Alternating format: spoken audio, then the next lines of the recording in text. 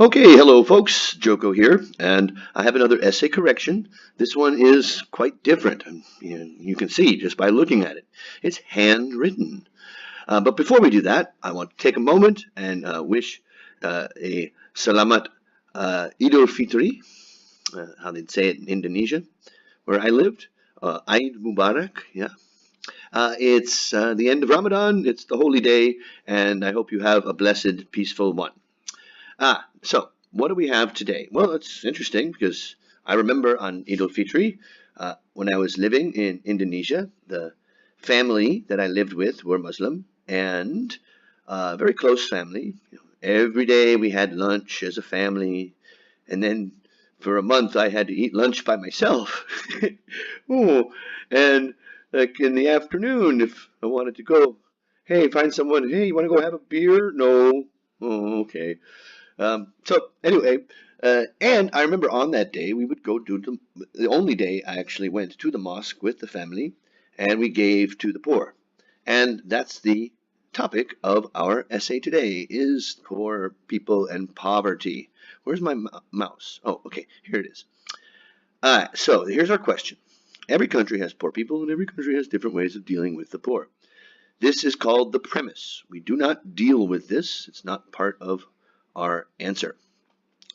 What are some of the reasons for poverty? Okay, it's a causes, and what can we do to help the poor? Solutions? And then the last bit, I'm glad that's in there. Too many questions, forget the important, give reasons and examples, instructions. Note, what does it say? It says, what can we do to help the poor? Can I zoom in? Do I dare try zooming in? Okay, let's try. Oh, yeah. And I can't, sort of. It's help the poor. What can we do to help the poor? That's the question. I think that most people, well, I don't want to say most people, but don't assume you know what the question is because you have seen other questions like it in the past. Most of these questions will say something like, what are the reasons and what are some possible solutions, or what are ways we can reduce the effect? How can we solve this problem? This doesn't talk about solving poverty. It's what can we do to help the poor? Now, did our candidate, Mo, I don't know if you go by Mo, but ever since Mo Salah in Liverpool, Mo Farr is answering this question. And you can see he hand wrote it. Why I chose to pick this one, I don't know. I'm kind of capricious. I pick what I want to. And if you look, actually, his handwriting over here on the right is quite similar to my handwriting. We have a similar style. I wonder, can I, oh, don't do that.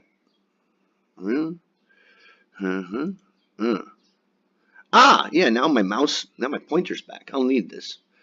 All right, so we have some codes here. How does he start off? Poverty is an undeniable catastrophe that has been expanding gradually in some parts of the globe. Okay, so the red indicates that red, task response. You're making stuff up. Does the question say anything about it expanding? No, it doesn't. You might say, oh, well, that's part of my experience. Well, actually, world poverty is getting better. Okay, so we started off with something that's not true. And G, has been expanding, as opposed to that has expanded. When do we use the present perfect, and when do we use the present perfect continuous? Yeah, I'm sure a lot of you know, but a lot of you don't, and it's a rather small grammar point, but we use the past perfect continuous, like he did, when we want to emphasize the amount of time. I've been waiting here all day means something different than I have waited here all day. It's emphasizing the time, but we don't have a time expression. So this is not a correct choice of grammar. Right? Some countries are fully aware, and some working to undermine it. We don't undermine poverty. We improve poverty. We alleviate poverty. We reduce poverty. Undermining is devious. It is like lying is a dishonest way of. It'd be nice if we could dishonestly reduce poverty, but whilst others are still liable, no, are to its spread, poverty spread.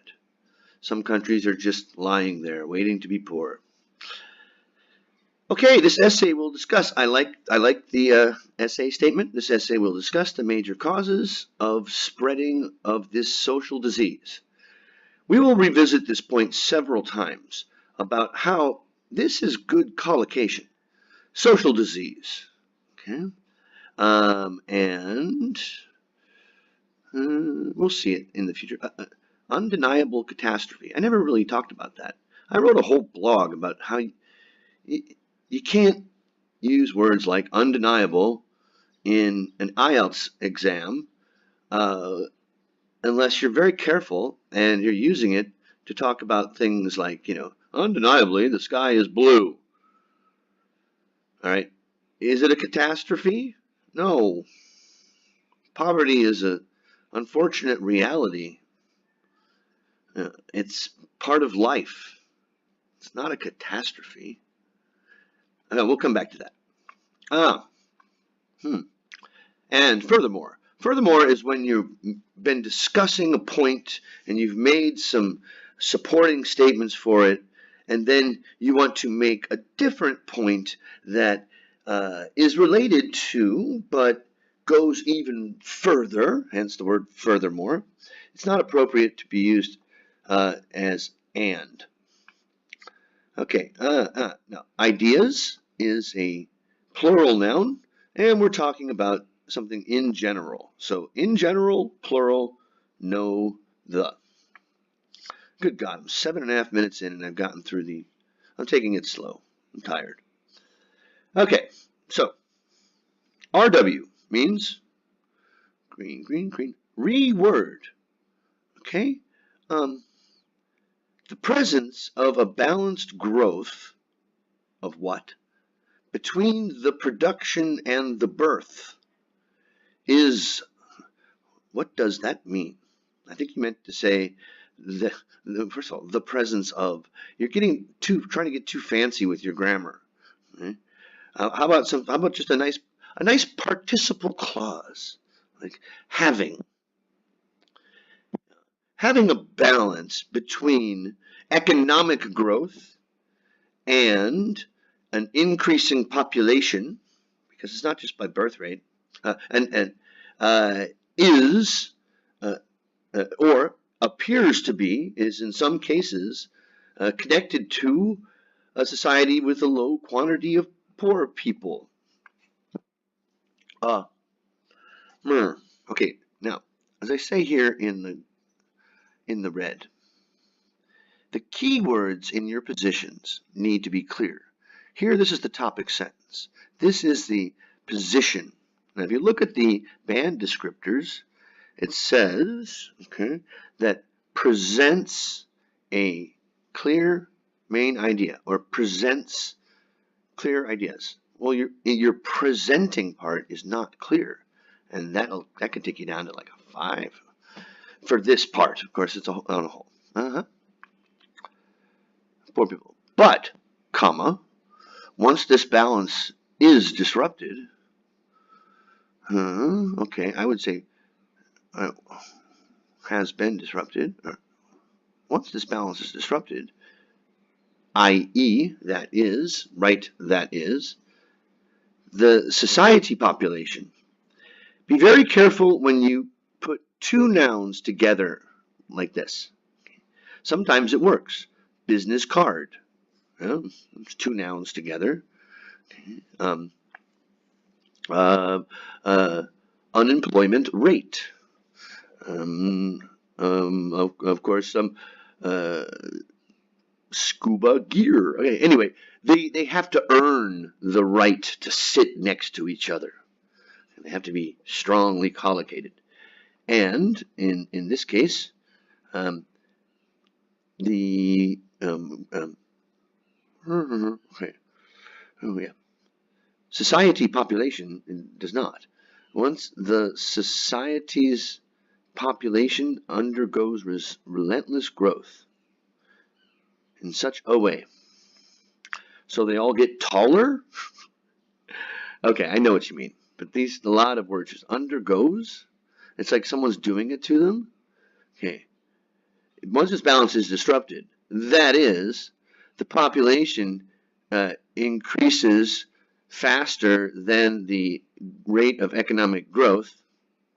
Say it clearly. The population increases faster than the economy. I understand that. Can't cope with. Okay, yeah, this i.e. that completely confusing sentence. Can't cope with. Yeah, you know what? So, okay, societies can't cope with curbing the increase of the poor people number, okay, of the number of poor people would be. So once it is disruptive, it would be. Okay, no, you're actually using a conditional here. So all right, so I would say if this balance is disrupted, the number of people will be a Herculean task. We'll get back to that. Okay, this can be readily demonstrated. Now, you see, that's a good collocation, but you don't demonstrate something by giving. Demonstrated giving countries like Indonesia, India, and Egypt as examples. This means as an example, so you're being redundant. Your connectors are inaccurate and overused. These countries suffer tremendous decline. Suffer now in the productivity wheel has no meaning. Meanwhile, the birth rate is unstoppable. Hence, this would be okay. So, well, I don't know what the birth. I mean, I don't know enough about statistics. And again, if you're completely wrong, I think in Indonesia the population growth has leveled off. It's not increasing as much as it used to, and they're actually a lot more economically stable. I think India is probably a lot more economically stable than it was 10 years ago. I don't know, but obviously the wide expansion of the poor bracket. So bracket would mean the percentage. Okay, we're not. The question does not ask why is poverty expanding. It's not. I don't think it is. It doesn't matter. It's not in the question. So if you've got more people, you're going to have more poor people, but as a percentage, you're wrong. And you know why you chose to do this? Because you think that if I make the argument, if I make the situation really bad, it's a horrible catastrophe, it's an undeniable catastrophe, then my points are stronger because I've made it sound like the end of the world is coming. No, it doesn't work that way. A lot of people operate under that false thought that if you just make it sound really bad, I'll send you a link to a couple others like that. Okay. Grammar error, grammar error, grammar error. Poverty, comma, however, comma, is still, or still is, either one's fine, a social disorder. Oh, really? That Can't be eliminated. Come on. Blue. Blue is connectors. Once again, don't use contractions. Can't be eliminated unless some stringent regulations would be carried out. Okay, unless is a conditional. So poverty is still that won't be eliminated unless some stringent regulations are carried out. One of these regulations is growing the awareness of the birth control. Now, a regulation is a rule.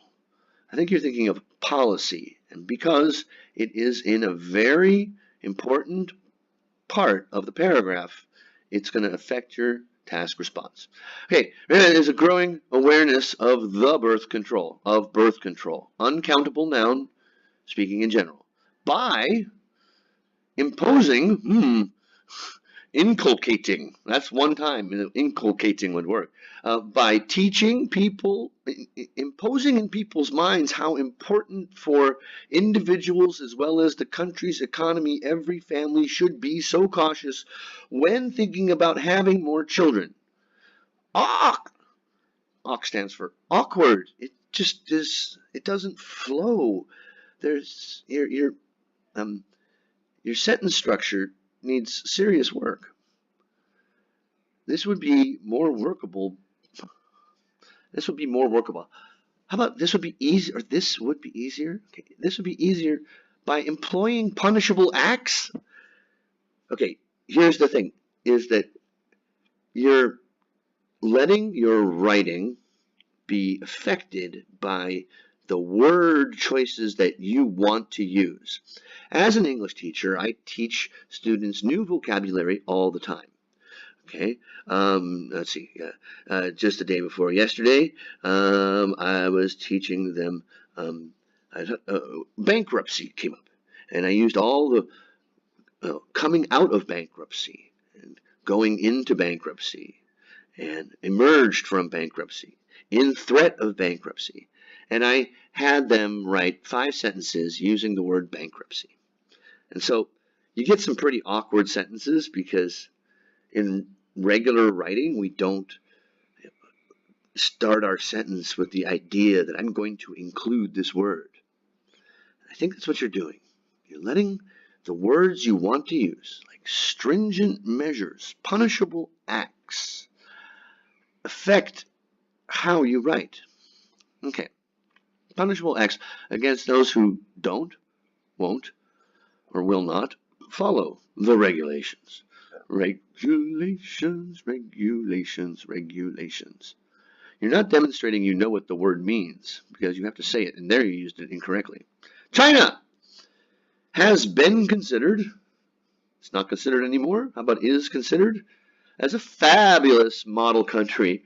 Fabulous should not be in any task 2 assignment. It's kind of gay.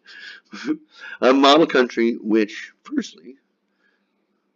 was the first to apply these stringent measures. And well, you should mention what they are, okay? China is considered a model country for population control, as they were the first to introduce a one-child per pet family policy. You said what it was. And it came out with fruitful results. Now China were known, now China was known as a poor and loose state. Loose? Okay. I won't describe what that means. And low poverty rate. Okay. And after applying these strong implementations towards birth control, so it makes sense. No, it doesn't. Can't repeat, what they didn't. Well, anyway, here's the point. Where does this paragraph talk about how we can help the poor? That was the question. And here on Idul Fitri, not to be thinking about how you can help the poor. Okay, you know I'm joking, right? Okay, but still, it doesn't answer the question. And it makes sense. No. It makes sense. The current population ensures a booming economy. Oh, really? Japan has had a declining population for some time, and they have a stagnant economy. Anyway, I'm not going to argue the points, but the question isn't talking about booming economies, as well as low quantity of poor people. Horrible threat. That if it gets, I could not read that, and that's why you have to type things up.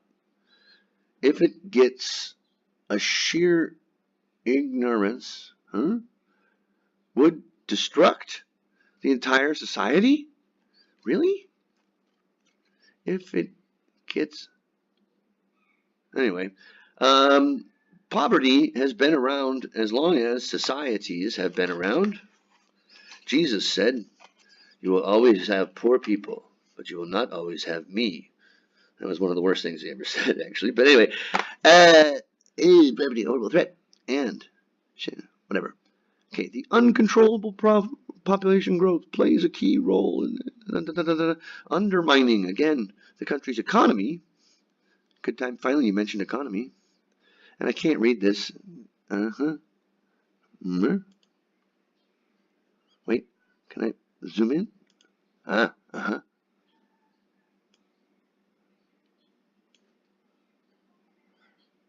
Your conclusion. Okay, we must implement solid punishment. So if you have 2 children, you're going to jail. Would be the right solution to improve the citizens' income and, in consequence, reduce the poverty rate. And how does that help the poor? You know, one thing that they talk about in the band descriptors is a measured response, a balanced. You're supposed to look at it in a academic way. So, how are we going to reduce the crime rate? Well, all criminals should be put in jail for 100 years. That would work, but you don't consider the other side. Okay? And here, punishments against lawbreakers. Well, what are you going to do? Are you going to make them have abortions? Or if they have a 3rd child, you'll kick them out of their jobs? Or, you have to look at the balance. Okay, so here's my comments. Don't make stuff up. Sometimes you're repetitive, and this is what I meant. You're letting your word choices control your writing instead of using word choices, using words as part of a fully developed response. You've got this idea in your head already of how you want to answer the question. Then you find the words to do it. I think you're letting the words that you want to use shape what your response is. And as I said, extreme words don't make an argument more convincing. In fact, it makes it less so. An undeniable catastrophe, social disease, relentless growth, Herculean task, tremendous decline, unstoppable, wide expansion, not just an expansion, a wide. Okay, all of these are you trying to show off your vocabulary, but you are changing reality and you're not addressing the task. And they don't really count if you're just forcing them in there. They don't improve the precision of the meaning. Okay, 25 minutes. Describing a situation is far worse than it actually is. It's a common mistake. Strong words don't equal strong ideas. A strong idea is apparent in its simplicity. Okay, so once again, have a peaceful holiday.